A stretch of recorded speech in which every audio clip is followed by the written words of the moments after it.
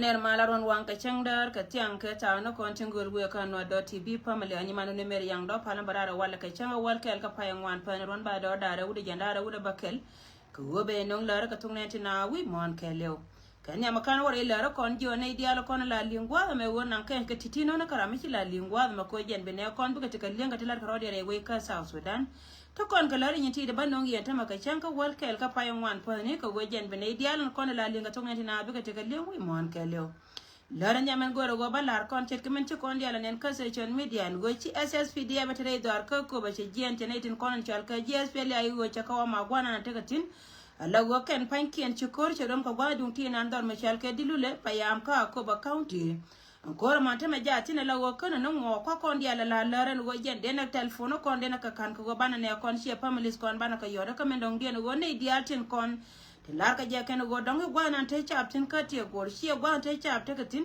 biya te ngai go jen panken ti go ka me chal ke dilu le jen go na ter ka kortin ka kan ma ka ne ko na chal ka je SPL ai go ka ne te kon ko la chal SSPDF Shrei dar ka kobo antama bana te ngai tine me chi ka wona go chero da lat jati na koro ma tama la go kana roda na kap chong pa yela ka gwa dung ti dana kan ga ta kona kula te pinche je jani gengni bana gujan loy ka metere doran ka bana palan loy ka chet ka mela kona le ni siang ka go bine konte ka bom ne te ma kana ka gwa na te ka tin ngai konde ala go kan panke na plan bala da kan dung do kana konde ya te ka jena ne won lar ka jaba kana go won te men kor chet ka men tar ka je ka terna na tar kana je go ka jaba go dong chene tin kono kwale chole chama chaka belongo mabaka juya ken liang na gwati na mishigo na kagwa dung tida weka bena mago otu wanu wajen poinde teka michiro wada ritin ka kanta diara tawa baka luhirar ka baka yabal way minti tuwa ka korin cha teran wale dor michal ka idilu le payam ka koba county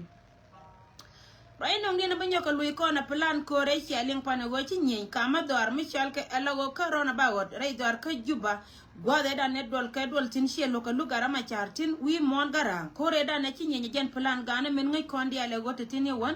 cha lara go chi gata ko chal ka i gad bor kana netin ko na kwale chol e jidwar kana gad nuoritin ko na chal ka nuor wew te jawar gagden cha tanya kana go kan panken ba wur ma chal ka ring ma char chi ka plan ko jen gor ka jede ku de le ka gar dang rew antame kuma jari ro na gwane diala ko na rayetine jijani gingni ala wojen poinde bartare netin kono bera antame chikala ne tele ga na kan kariyo ma char karo da lar ka je kuma wur mi chal ka sel bakir ma yadil kana riyo ma char ba kan diali moy kariya kana ida kono kwala gora kana de kuma de nan ken antame na mega kuma to kana ida kono kwaje lar kana go chiriyo ma char chabi ying bara siyasa ka ga ta kono chal ka igad bor tin jaro den mat kana tin kono kwala chole nor wew na meta me jen plana na lat keken bi kondi alte jen ka jawo me we ka chab dia la kono kula tere dor ka juba South Sudan ko yen dia te jen ka te dun ko biara gang ka te kono karo dia we antame security ka South Sudan che bugo me go yene la won ko re pana chine dang je chi gana me go yene go jen charo da kap chon kan ro da kap chon dun go ken la ken plana ken ko jen cha jo go ba le wup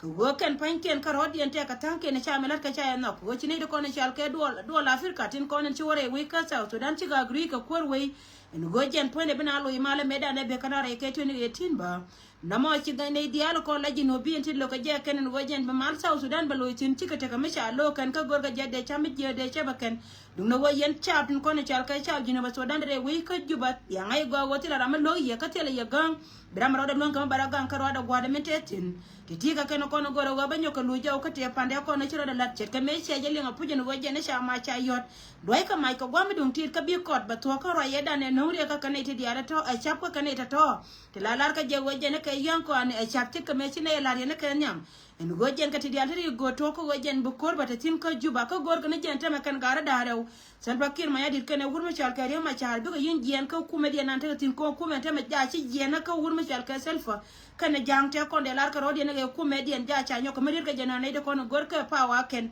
en go ken panke ne ka ne te ba je kam wur ma chal ka re ma chal ka ne wur ma chal ka sel bakir ma yadir ka ne ku me di en ka da rew ka go chi sel pa cha agri ka che lar go pu je bina lo ma la chi ne di al ko de ka jino ba Sudan chi ka lo ka lar ka je ka ne go chero de lo ma shi ka wona dum no wur ma chal ka sel bakir ma yadir che ba te ka go me di no woni ka je ne di al ko na la lin ke bete ka go mudin mon ko ne tin kono kwa we kwa le nyon kel ken ka hiene tin kono ko la pal nyon we ka kane de kono chara ko mat kel ko kor la ko de ni ente me la wo jente ka dub dare ti gor ga na re kana me ka sia me la ro re we ko juba South Sudan kan dub dare to to la go jojo go ko de ni te ka tom da ka te ka ga dare ko kienti la ga jinu ba Sudan ba ti te ka bu we de ni gor ga je kana wo de ku de la da kare we dung da wo me kana na pentin china bro ai tin lar kana yeller yene de kono chal kai chab jinu ba Sudan ko biya te jena ka biya ya ngai go won ta to ka lat ka rodi nan ta me jena nan ta ka mai dia tin but ka me wiya kan yin ka wiya ni kyang kan ta me ma che ba wiya bang te ponran ne dia lon kono ba goro go ken ba kana ba ka yin lat ka dora ken dung da wo kela nana balari ye yene tin kono ndier ka kuiga na konta kasi je ne de konta kasi je te ka te de ne tin kono kwa le chol munu go jen panken mu ya wole ngacha sel bakir ma ya di chaje na ne tin kono kwa le chol gor ka je ba ku ba la de ken mani ga tin konta kasi je na puj ba lia ba yinje ne me ga me cha tanya ne te kono chol ka ji ko chamwa ka ne ri chol ji ko chamwa to gu yen ka tin tame chete la ka duor malar ke ken te ka duor dung da go ken te ka tame te ka me la lar ka je go wo ju la te ka ori ya dien ka dun dien mala lep ko maksuli men chal ke dun we kan de kono kwale chode je we kan te ka ganun ka te ka gwa mala ka je kan we chine de kono chal ka je South Sudan ti ba choptin ka human right ka wona dialo kono chal ka je we mon te ka ku me kel makap ka minyol te na zen wo te na da gwa ga lar yendi ala ro yen chora dien mudi na kan ka kuine na kontin kon te ka si jen ka wo jen point mo waji no mo nyen ro da barara cho nyat ka barara da da na tama ba te ka je ko salfa kana naitin kono gor ka korji na ba Sudan kan ne me cha lar wo jen ne diel gan bu or kana ga de kono kwale chora nor we utin lo ka je kan ba yama char yin lunyrar min te ka go undi da nan lenge ne wote ka kor ka nyen kana da cha nan ne dan ware we ka South Sudan no titiga kana kono balari ya wala ka kujju ba ka jo ne diala min ko kon concerned na long